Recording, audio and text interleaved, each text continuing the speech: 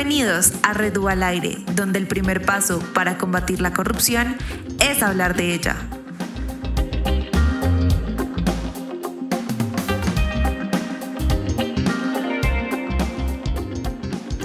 ¿Elefantes blancos? Nos referimos a eso cuando hablamos de corrupción. ¿Por qué? Les tengo el dato curioso.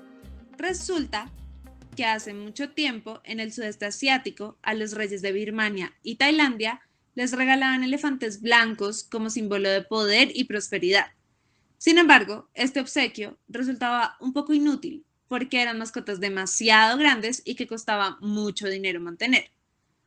Por esta razón, actualmente nos referimos a elefantes blancos, a esas obras que se les invirtió mucho capital, pero que terminaron inconclusas, retrasadas o en estado de abandono, y que, contrario a ser símbolo de prosperidad como se planearon, terminan siendo un encarte para la sociedad. Dani, muchas gracias por ese dato tan interesante. Hoy nuestro invitado nos va a profundizar un poco más en el tema. Es Camilo Delgado, miembro del Centro de Investigaciones de la Red hace 2 años, y nos va a hablar de la problemática de elefantes blancos en Colombia. Cami, buenas noches, muchas gracias por estar con nosotros. Buenas noches, Daniela. Buenas noches, Daniel. Pues muchas gracias a ustedes por la invitación y muy contento de poder hablar de este tema tan importante con ustedes hoy. Cami, la primera pregunta es, ¿cuáles son las causas estructurales de los elefantes blancos?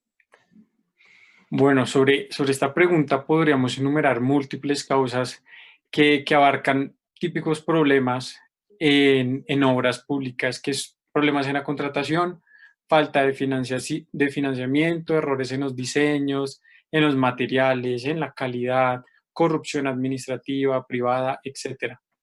Sin embargo, desde el Centro de Investigaciones adelantamos un artículo que fue sustentado con varios datos provenientes de la Contraloría y de informes de prensa y estado del arte que fuimos recolectando a lo largo de la investigación. Identificamos como 4 causas como muy concretas y muy precisas, de las cuales también tenemos múltiples ejemplos. Digamos que la principal causa que identificamos nosotros fue que existe una formulación de proyectos de infraestructura que, por un lado, no atienden las necesidades de la comunidad y, pues, por otro lado, no cuentan con un estudio serio sobre su sostenibilidad. Es decir, que lo que buscan son negocios inmediatos que generen grandes rentabilidades, que son como sacados por fórmulas mágicas que auguran prosperidad y riqueza, pero que a la larga terminan siendo pues, proyectos ineficaces y muy poco sostenibles. O sea, en verdad la falta de planeación termina siendo uno de los mayores problemas y los ciudadanos siempre creen que todo está súper planeado y que durante el proceso es que empieza los retrasos o las cosas que no salen bien, pero pues todo se fundamenta en un problema de planeación que va mucho más atrás de lo que los ciudadanos creemos. Y bueno, como que en este contexto que nos das, Cami, ¿tú qué piensas o consideras que la ética profesional y el control tanto de los contratistas como de los que los contratan tiene que ver o juega un papel fundamental en que este problema se acrecente, este fenómeno?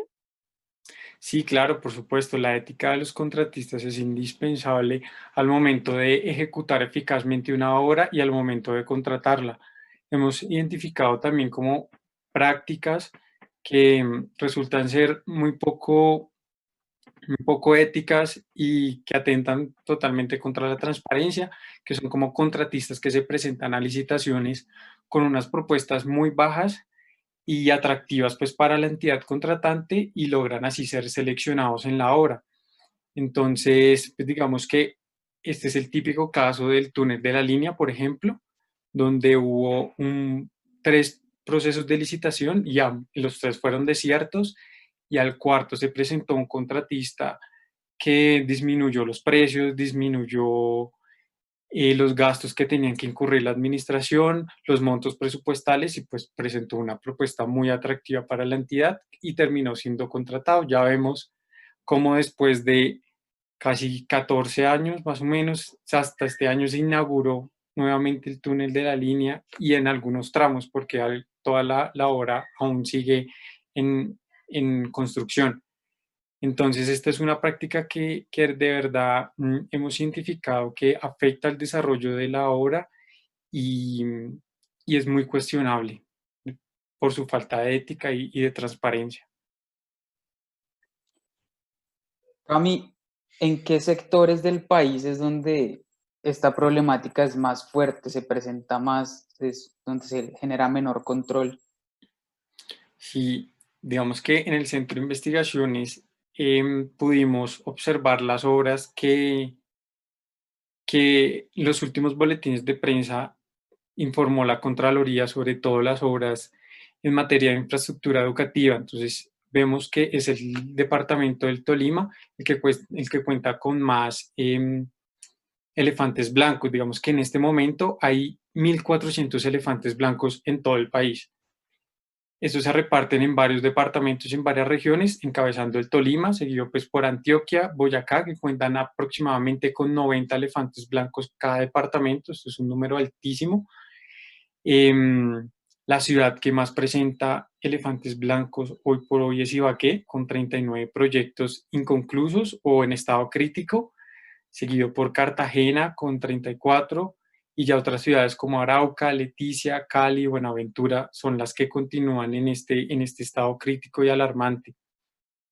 También identificamos que de estos 1.400 proyectos que se encuentran en demoras, en retrasos o en abandonos, constituye cerca de 25 billones de pesos, o sea, es un monto exageradamente alto al que hay que prestarle mucha atención y mucho cuidado, sobre todo por cómo se va a seguir ejecutando todas esas partidas presupuestales que se les van a asignar en los años venideros para poder ejecutar eficazmente estas obras y no dejarlas ahí como tiradas o abandonadas.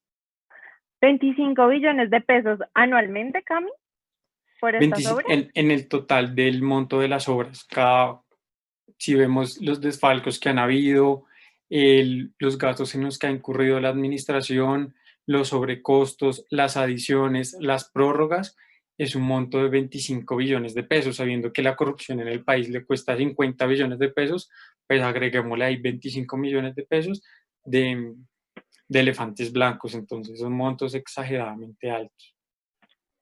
Totalmente, o sea, me parece increíble, la verdad no tenía en mente esta cifra y pues tras de ser muy triste y saber que es un desfalco, pues a nosotros como ciudadanos, porque es nuestra plata la que se invertía en esto, ¿qué otras consecuencias ha dejado los elefantes blancos para la sociedad? El dinero es una, claro, pero ustedes desde el Centro de Investigaciones, ¿qué han identificado como consecuencias de este fenómeno tan terrible? Sí, digamos que para explicarte un poco las consecuencias, me gustaría relatar como dos casos un poco rápido. De una. El primero de ellos es la represa del río Ranchería, que es un megaproyecto de infraestructura hidroeléctrica, vial, o sea, es un proyecto inmenso, inclusive se ganó un premio de arquitectura en el 2006, se auguró como una de las obras más competitivas que iba a generar, primero, digamos, como evitar inundaciones en el departamento, iba a recoger ¿En qué el agua departamento es? en el departamento de La Guajira, Ok, wow. iba a prevenir inundaciones en un departamento que es principalmente afectado por sequías y por falta de agua, del acceso al agua. Iba a permitir que este agua que se recoge en invierno se represe en una hora y se distribuya a lo largo del año tanto a la población como a la agricultura que se encuentra cerca de la obra. También permitía generar una planta hidroeléctrica que iba a producir energía no solo para el departamento, sino para el país, y en sí iba a ser una obra que iba a sacar un poco del atraso al segundo departamento más pobre del país. Entonces, esta obra, hoy por hoy, digamos que se contrató hace ya aproximadamente desde el 2001, si no estoy mal, empezaron las obras, ¿sí? Y hoy por hoy solamente está la represa y solamente sirve para evitar inundaciones porque se desvió el caudal del río. ni la hidroeléctrica, ni los distritos de riego se han hecho. O sea, prácticamente la obra está en fase uno, que era la represa, y el acueducto solamente se ha hecho el desvío del caudal y la represa. Entonces esto es muy, muy alarmante porque las consecuencias, ¿cuáles son? Pues que generan crisis humanitarias por falta del acceso al agua, generan pérdidas económicas para los agricultores que no tienen la posibilidad de ellos mm, llevar a cabo pues todos sus procesos agrícolas ni abastecer tanto a su ganado como a sus cultivos. También hay pues faltas en materia de energías porque la hidroeléctrica no está funcionando, hay constantes apagones en la región y al fin y al cabo hay pérdidas de la competitividad. Y lo que ocasiona esto es una perpetuación de las formas tradicionales de corrupción, porque pues esto al fin y al cabo nos va a costar a todos, pero más que todo nos va a costar, le va a costar es a la región y a los habitantes de La Guajira, tristemente. Entonces, ese hemos visto que son las consecuencias inmediatas. Y el otro caso, de pronto, que te quería relatar es el de Bioenergy, que es una, un proyecto de Ecopetrol. Nosotros identificamos también este caso en el centro de investigaciones y es realmente alarmante por las cifras que se destinaron.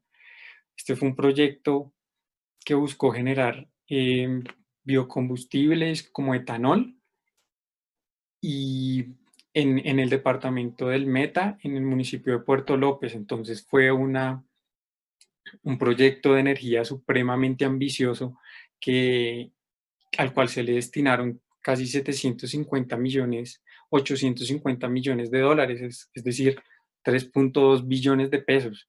Y como un poco para que dimensionemos esta cifra, hace como un par de días, un par de semanas, el Congreso de la República junto con el gobierno eh, adelantaron el presupuesto de inversión que aumentaron el presupuesto de inversión, es decir, pusieron más plata de la necesaria para reactivar la economía del país en el próximo año, es decir, la economía del país que se encuentra en la peor crisis de la historia, y el Ajá. monto que le destinaron fue 3.7 billones de pesos, y en este proyecto se perdieron 3.2 billones de pesos, es decir, prácticamente el dinero con el que podemos salir de una crisis se perdió en un solo proyecto.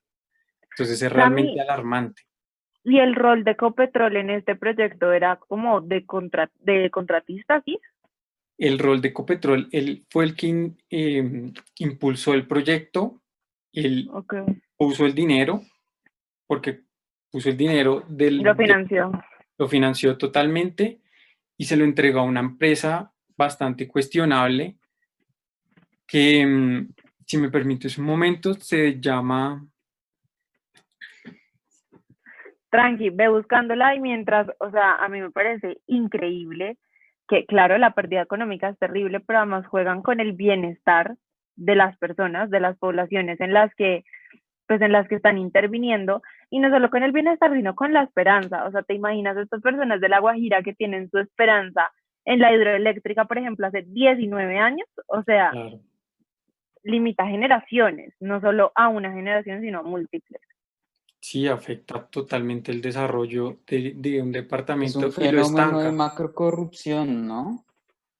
Sí, Sí, ya desborda todos los Sí, yo iba a límites decir que simplemente que es un fenómeno de macrocorrupción que llega hasta tal punto de afectar derechos humanos de las personas, ¿no? Y como esa causalidad que uno en un principio podría pensar que es lejana, llega a materializar en miseria, hambruna y todas las consecuencias técnicas y humanas de una mega obra de estas que no se construye. claro, pero total, y que en sí la gente que las conoce es la que está alrededor de la obra, pero que hacia afuera poca publicidad se hace sobre lo que está pasando y sobre todos estos retrasos que se llevan. Claro, la línea está en nuestro radar porque la acaban de inaugurar después de un montón de años, pero así hay miles. Y ese es el sí. problema, que ojalá fuera una excepción, pero no. Sí, y como te comentaba, hay unas que en efecto se construyeron y están las obras, pero no sirven para nada porque no son rentables, como el proyecto de Ecopetrol, que se le destinó a una empresa llamada Isolux, que es muy cuestionada internacionalmente y que tenía problemas ya de incumplimiento en otros países, pero se le entregó el proyecto a esa empresa y resulta que hoy en día el proyecto de Bioenergy, que se le destinaron 3.2 billones de pesos, prácticamente no sirve para nada, no está produciendo ni un solo galón de etanol, ahora está detenida, no hay trabajadores allá y la empresa el proyecto está en estado de liquidación en la Superintendencia de Industria de Comercio, entonces ¿Sabes qué totalmente más? descabellado. Me haces recordar, hace un año aproximadamente, nosotros como Red tuvimos la oportunidad de ser invitados a Cali a hablar con la comunidad sobre la infraestructura educativa en el país, específicamente en el departamento del Valle del Cauca. Cuando nos sentamos a escuchar a la población hablar, oigan, esto era terrible, o sea, dimensionen que las personas decían que les habían prometido construir megacolegios, habían tumbado el colegio, o sea, para tumbarlo, vean, rapidito. Y a la hora de construir, llevaban 2 años, con los niños recibiendo clases debajo de árboles, no pudiendo comer porque no había dónde preparar la comida, aunque tuvieran acceso al programa de alimentación escolar, no tenían cómo comer, no tenían cómo prepararlo.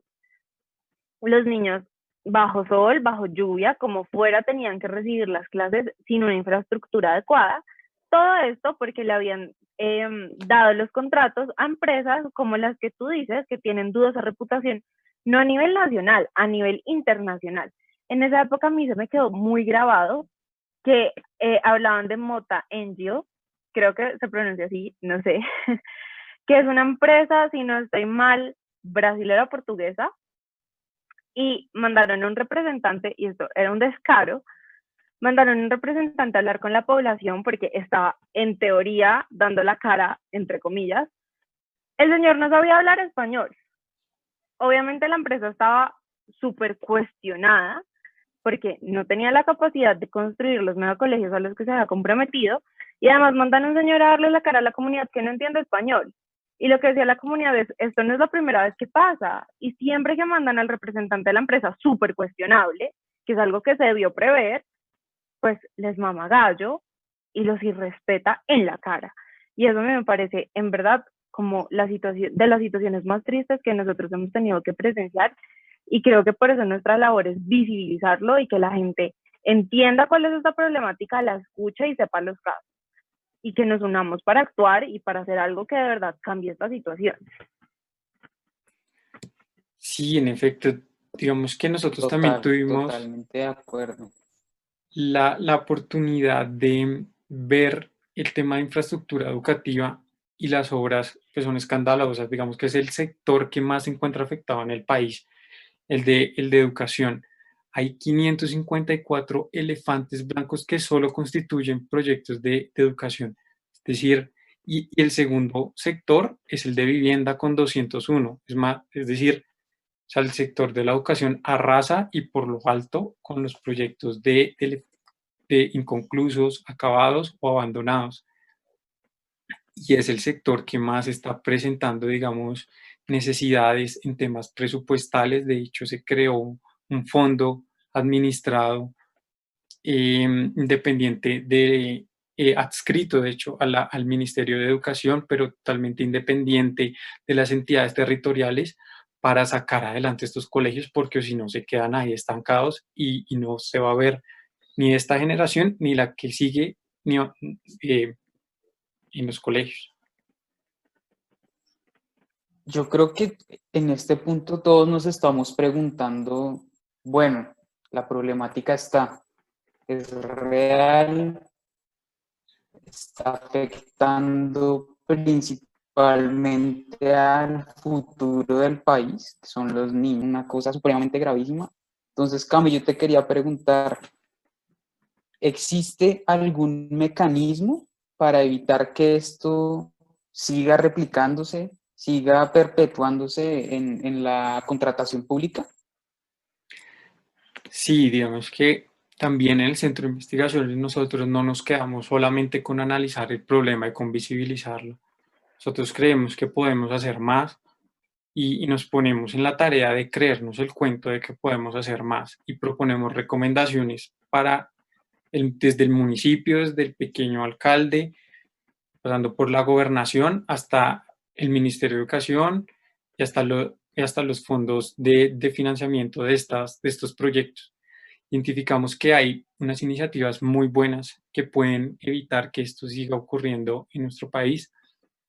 Está, por ejemplo, cambiar las modalidades de contratación. Hemos visto que poder cambiar la forma de contratación desde una licitación normal y cambiar toda la estructura y la mentalidad hacia una asociación público-privada donde se delegan los riesgos hacia la entidad donde se paga prácticamente, como se dice, en llave en mano, es decir, con la obra hecha se le paga al contratista, que en caso de haber problemas en los diseños, en la planeación, es el contratista conjuntamente acordado, es el que tiene que responder, o es una aseguradora, no es la entidad territorial la que tiene que siempre estar sacando la cara por las obras y por los problemas que ocurren. Ese puede ser una solución, cambiar las modalidades de contratación, no cerrarnos en que existe licitación, mínima cuantía, contratación directa, sino creer que hay otras formas de contratar y hay otras formas de entregar las obras,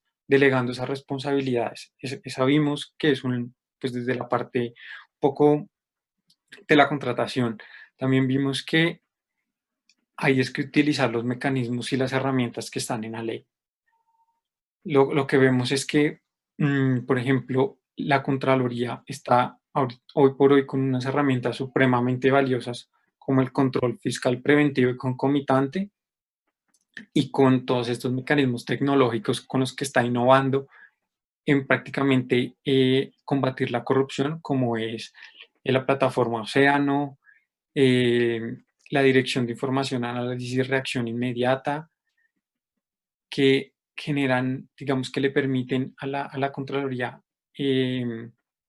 generar alertas previas, estar investigando en tiempo real qué es lo que está pasando con la contratación, advertir sobre determinados proyectos que pueden incurrir en riesgos antes de que se contrate y antes de que se entregue la plata.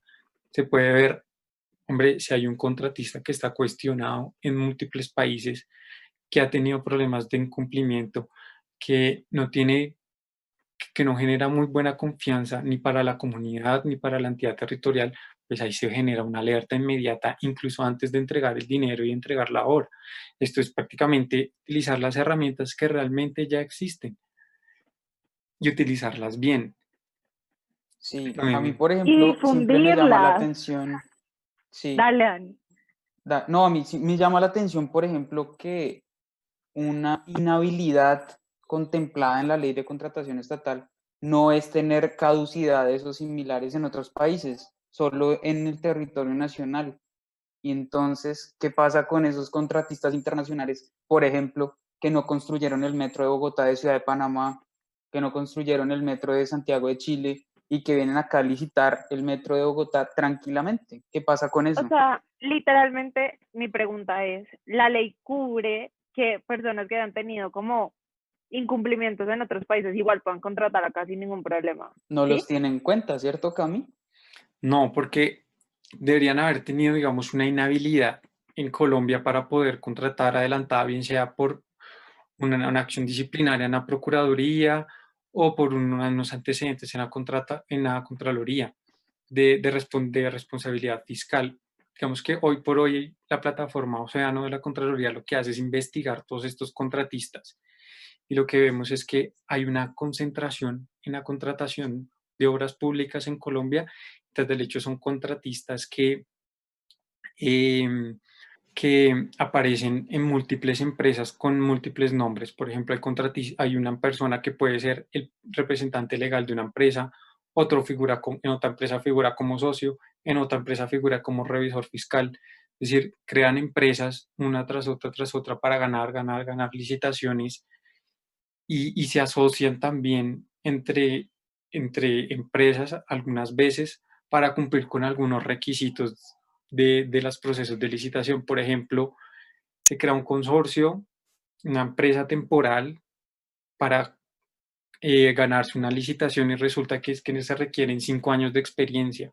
Entonces yo me asocio con una empresa que cumpla los 5 años de experiencia, pero le doy solamente el 5 o el 10% de participación en el contrato, mientras que yo el 90%, el 95% lo ejecuto. Entonces prácticamente es una empresa que puede tener meses de creada, no tiene la experiencia, pero se asocia con otra que le permite contratar y ganarse las licitaciones. También vemos que otra cosa se puede hacer desde la tecnología y desde la veeduría ciudadana. Es una herramienta supremamente buena llevar a cabo informes, presentarles a las autoridades, denunciar. Hoy vemos que hay una carencia, digamos, en leyes de protección al denunciante. Vemos que no hay a veces un acompañamiento a las veedurías y a la ciudadanía que realmente quiere que sus obras salgan adelante y quiere que se contraten, que se ejecuten y poderlas disfrutar. Entonces yo creo que las herramientas valiosas están en la contratación, en, en las modalidades, en las herramientas legales que existen y en reforzar la veeduría ciudadana y la protección al denunciante. Respecto a esto último, yo creo que muchas veces la gente cree que denunciando no se va a hacer nada o que realmente nadie lo va a escuchar a uno y resulta que nosotros somos el vivo ejemplo de que sí se puede y de que a uno sí lo escuchan. Más adelante esperamos poderles compartir estas experiencias de cómo la Redúa ha ejercido su control social y cómo hemos logrado incidir en política pública a pesar de ser todos unos muchachitos menores de 25 años, pero se logra y yo creo que eso es una invitación muy importante para la gente y es anímense a luchar, anímense a denunciar y acá tienen aliados desde la Redúa. Yo creo que podemos ir concluyendo. Eh, yo creo que la base de esta pequeña entrevista es ¿qué son los elefantes blancos? Son obras de infraestructura que por falta de planeación, corrupción, se generan en sí en muchos factores, ¿no? Yo creo que hemos visto con esta charla de Cami que hay factores internos, hay factores externos, puede que haya factores mixtos que incidan en la obra que hace que no se puedan concluir o que simplemente ni siquiera lleguen a iniciarse, ¿no? Hay una poca ética, diríamos, de algunos contratistas con el Estado.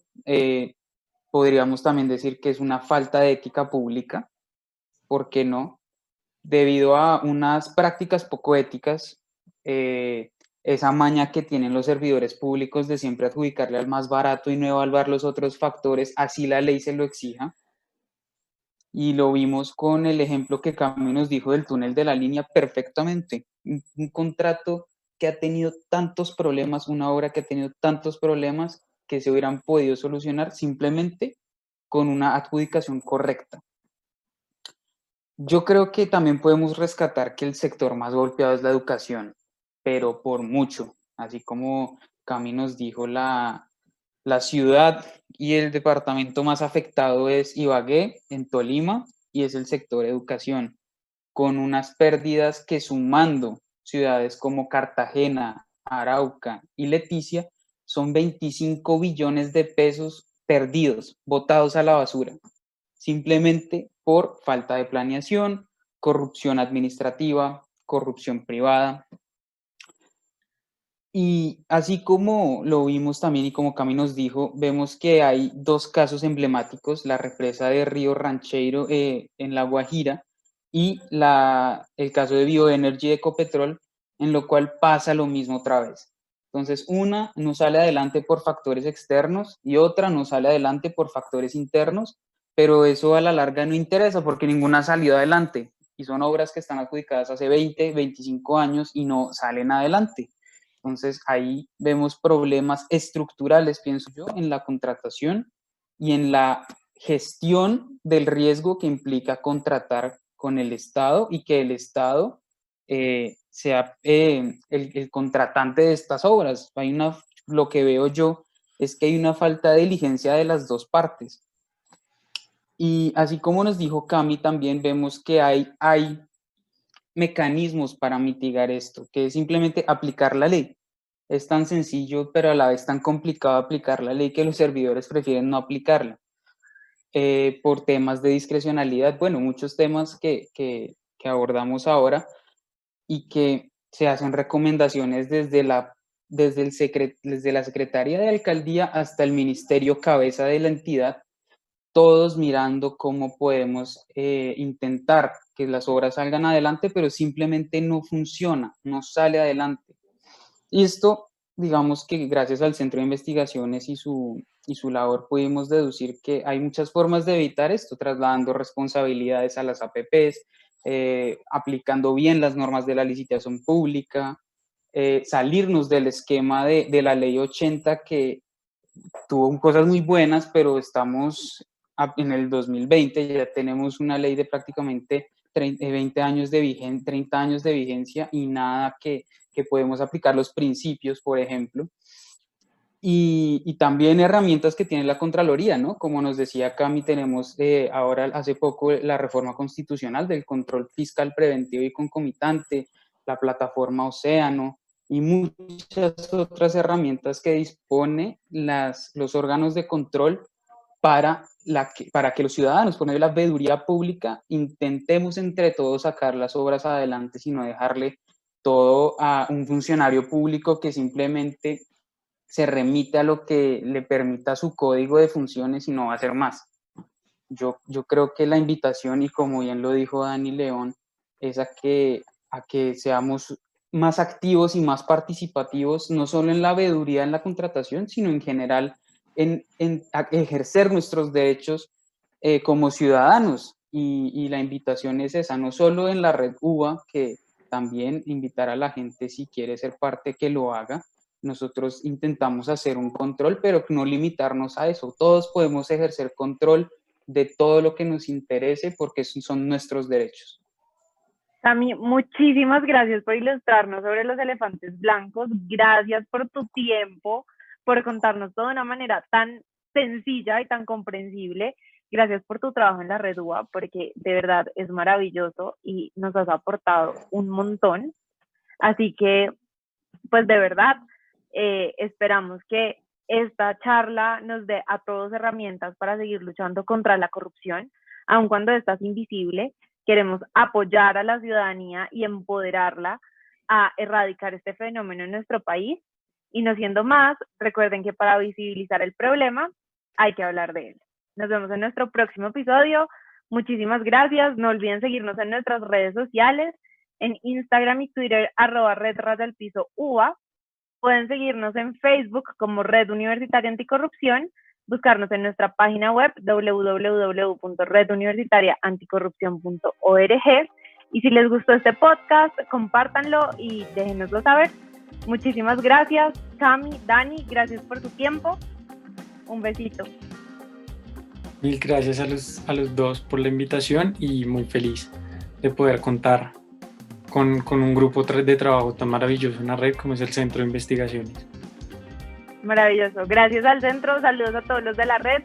Nos vemos.